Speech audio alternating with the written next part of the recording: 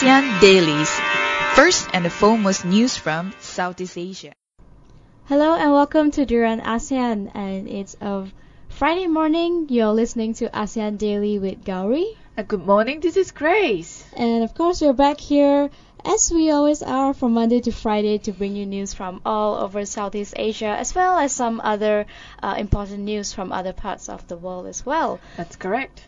So for today, we are going to start with the Philippines with a little tragedy that happened there about a fire that killed 72 people in the footwear factory back in the Philippines. And this speaks a great amount about the sweatshop conditions in the Philippines, especially in terms of safety standards. And according to the news, the firefighters and police pulled dozens of corpses out of the ruins of the two-story building in Manila on Thursday, and after the blaze trapped terrified workers with apparently very few exits for them and no fire safety training at all that was conducted in the factory. And in fact that they have to still go for the investigation just to find out what exactly happened in the factory. But then there were sparks from the welding equipment they used to repair a broken gate. They are believed to have caused all this fire when they ignified the flammable chemical stored nearby. So I would say this kind of conditions in the Philippines, it's not something it is not common. Mm-hmm. The conditions are there, but conditions are really still poor, and the people, they're not educated enough to know all the safeties or precautions, what they need to do when there are in accidents like that. And I think this goes back to well, we've reported about sweatshop conditions before back in Cambodia, where the rights of the workers were not given to them. They had kids working, they had pregnant women working, and there was a lot of criticism about that and what the government is doing. And also there was call for all these multinational companies to step in and say that, hey, if you want cheap labor, at least give them some basic rights, protect them, their safety, at least don't make them work in conditions that could endanger their life. And people always brush it off, saying, well, there's nothing you can do, the country is that way. And now we have a similar case in the Philippines where it's one step more drastic, where people actually died because of the lack of proper training and safety standards. And these are things that is so easy to just disregard, even when you're in maybe a shopping mall or any other building. When you hear the fire alarm and we think, oh, it's just a fire drill, it's nothing serious. But in this case, they were not given any sort of training at all, and they probably had no idea what to do during when the fire broke out. And it seems that the saddest part is many of those who were retrieved at the end were only reduced to skulls and bones because the fire was that bad. And then it was quite strong at the same time, and it happened in the factories. Factory usually does have a lot of equipment and all of the chemical stuff that could be ignifying even more and make things really worse after the accidents happened. And that's what happened to this particular factory in the Philippines. And for sure, a lot of families and friends that they are in such a miserable status now because they lost the families and the friends just in the one accident. But then it is something that perhaps the state government or the government in the overall needs to look at, to educate all those workers in a proper manner to be able to learn and let them know what they can do. And I think this affects the President Aquino's ratings as well, because even before this, when the shootings happened with the army officials, and his ratings actually dropped very, very drastically. And now even after that incident, there were so many calls for him to step down, to explain himself. And of course he would not maybe directly be involved in this, because this is between the employers and the employees. But of course he cannot run away from the responsibility, because at the end of the day, he is the president of the Philippines, and he is answerable for what kind of investors do they bring into the Philippines, and what kind of quality that's been set, because there must be a certain standard or a certain filter system that if you want to operate in the Philippines, you need to fulfill this criteria and have this standard, and you have to give your workers this and this basic rights, but apparently that was not being done, which is why it's so easy for all these global brands to come in and hire cheap labor and don't even provide them with what they should be getting. For sure, well, like you mentioned before, they were not aware of all this safety standard, nor they knew, I mean, it would happen. They were unaware, and they were just simply surrounded by the chemicals. And those are the people, employees, who worked for below minimum wage. So now the families and the friends, they are at the street shouting for justice for certain particular names. They are shouting, and then they were running, not knowing exactly where to go. One of the survivors said it. And speaking of running and not knowing where to go, we are moving on to the Rohingya who ran away from Myanmar, and they're stuck in a boat, as we reported yesterday. But it seems that we don't still hear anything from any of the countries trying to take, I wouldn't say responsibility, but just being human in this matter. And there are people stuck in a boat and they cannot go back to their own country. And we have Indonesia, Thailand, Malaysia, and Myanmar all saying that we don't want them. And they are just right there in the sea, just waiting for something to happen. And Malaysia should, of course, call for an emergency meeting with the ASEAN members to discuss this Rohingya issue, with what happened with the whole influx of the refugees that has been running away since Tuesday. And they also talked to Syed Hamid, who is a minister, and he said that whether or not the discussion on this matter should be held during the ASEAN summit, it doesn't matter, but the talk should happen as soon as possible. And if no country wants to take responsibility for this, I think the best thing that they can do is at least talk about it to the other leaders. Well, I'm pretty sure all those ASEAN leaders are aware of these particular issues when it comes to Rohingya, but it's just like you mentioned, that which country will be step towards first to resolve these issues, because this is ongoing issues, and just there are more and more people that are out there looking for where they can live. This non-permanent member of nowhere. They have to keep searching for their sort of place to stay, just a place. But even the Rohingyas who actually fled from their countries to other countries, they are not treated equally, or they are not treated properly. They are not treated as a human beings, and that's the really a human rights issues right here. And what's even worse is all the traffickers who come in between when these refugees are trying to get out of the country to go to, whether it's Malaysia or Singapore or Indonesia or Thailand.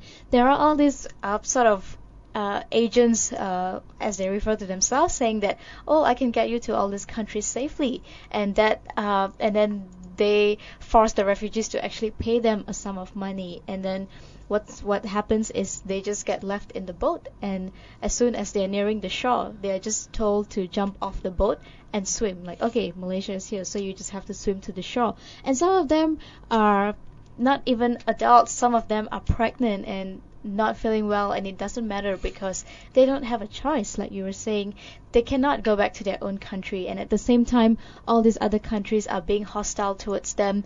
And especially Malaysia, we have actually as of yesterday, we have turned away 800 boat people, and Thailand also spots a third boat that's coming down to the straits, and the refugees trying to seek safety somewhere else. So when all this kind of reports are out to the public, and people should know, or even NGOs or any other organizations should know that this is happening, and more people are trying to escape from their own country due to a lot of reasons. So perhaps Rohingyas from Myanmar and Bangladesh needs to address this problem properly, and even those people, those countries who will need to accept these Rohingyas coming into their country need to make certain regulations and policies, what they can do and what we can provide.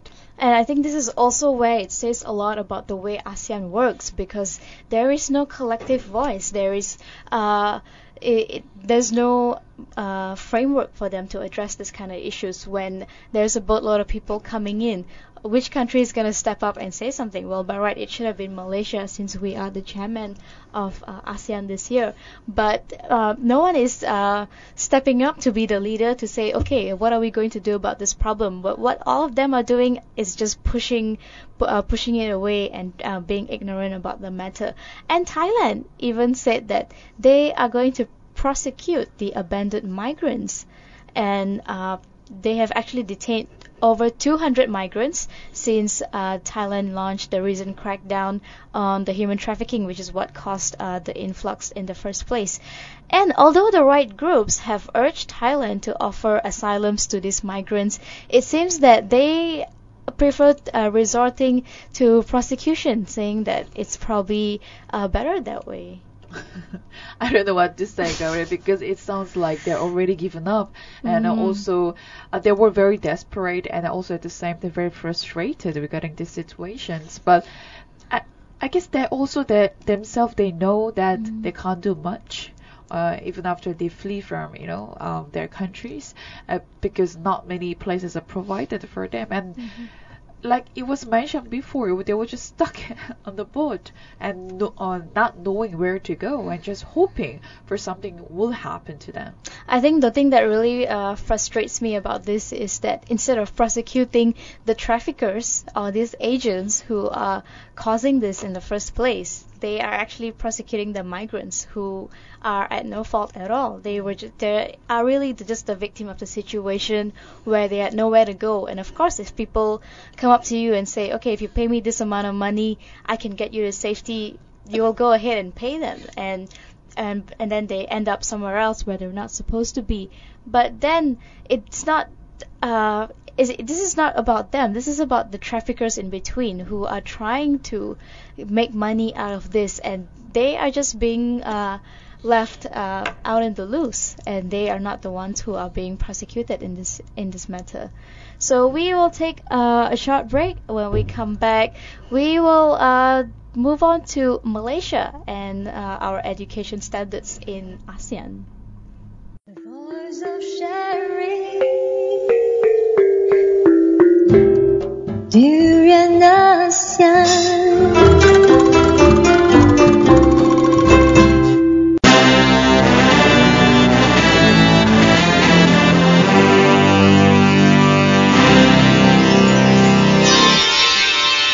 ASEAN Dailies. First and the foremost news from Southeast Asia. Hello and welcome back to DurianASEAN. Yo, with Gowri and Grace, and we are here at our ASEAN Daily to bring you news from all over Southeast Asia. And speaking of Southeast Asia and ASEAN, we will go back to Malaysia for a bit, where we talk about the standard of education in the country. And this is, of course, has been open to discussion and debate and criticism multiple times. And we have one of our MP, Member of Parliament, Dr. Ong Kian Ming, who said that Malaysia risks being an ASEAN laggard if education standards are left to rot. And he is saying that we will fall behind our ASEAN neighbors, and we will also lose out in economic competitiveness if Putrajaya keeps insisting that there is no weakness in our education system. So what is the weakness in the Malaysian education system? It is the language, or is it the standard, or is it the whole what do you call that? The teachers, because some community colleges, the standard of hiring teachers, it's not up to the par yet. So is it because of that? What is exactly the weakness, or is it the whole collective the issues that Malaysia has been having so far? I would say collective because there's actually a lot of things going on at the same time, but the biggest concern that's usually voiced is our level of English, especially in schools where we tend to communicate a lot in Malay because most of the subjects are conducted in Malay, but of course there was the issue about conducting science and math, the two key subjects, in English, so our students or graduates can actually compete at a regional or global level instead of just if they learn it in Malay, it's seen that there's like a limitation there that they cannot go very far because once you switch languages, all the terms are different as well. And another thing that is also always criticized is how we are so exam oriented, that everything is based on textbook and written exams and just spending the whole day in your classroom, and there's no balance between being in class, staring at your books, and going out field work or doing other types of assignments. Well, when it comes to education, and if you go outside of Malaysia, you cannot deny that Malaysian students are really, really smart. And that they are doing very well in other universities when it comes to universities, especially in the USA, England, and as well as Australia. So it is really hard to say where to start from. And then English could be, well, it's a second language around the world, but at the same time, English shouldn't be the problem when it comes to education. If you think about other Asian countries or European countries, for example, Japan, they don't speak English. They have their own language, but education system is way better than Malaysia. So here, when we come to this topic again, the problem here is I guess the standard. That could be the exam-oriented mind will be the one of the reasons why. And also textbooks and even the all other curriculums need to be updated and updated in a sense that, well, with social media technology development also, a lot of schools, especially international schools in Malaysia, they have been progressing so well, and they do send out also students outside Malaysia, and that's also because they have funds, because they are private colleges or private institutions. However, here I guess the standard we're talking about is all those government schools as well as community colleges where they don't have enough funds, but then students, they are thirst for education and learning even more to know more about what they want to do. So here they really need to the government really needs to touch on the community colleges in Malaysia as well as when it comes to government schools. How many students they are privileged to have go outside of Malaysia and explore themselves. So that could be one of the reasons. And I think it also goes back to the whole thinking process among our students, because education is seen as something that's compulsory. Of course, everyone has to go to school and they have to go through a certain syllabus, a certain curriculum. And from when you're 7 years old all the way up to when you're 18, 19, you're at school every day. So whatever that's being taught to you over there is actually essential to how you turn out as a person later in life. And if we keep making everything so textbook oriented, so exam oriented, that sort of kills the capacity to think, because everyone's like, okay, I just have to memorize this and go to the exam hall and write it all out, and that's pretty much like just testing how good your memory is. But there's not so much about asking you to think and come up with your own ideas, own solution. I think that part is really, really lacking, and that will affect probably even the progress of the country in the long run, because we don't have thinkers. We only have people who are followers and doers, and who are good at just copy pasting. Well, that is undeniable when it comes to education system. But when it comes to the mindset of students, it's also because of all the social media platforms that they are into. They find an easier way to access to information. So everything, most of things have become very easy in their lives. So perhaps they are taking advantage of it. So that perhaps made them to think lesser than before.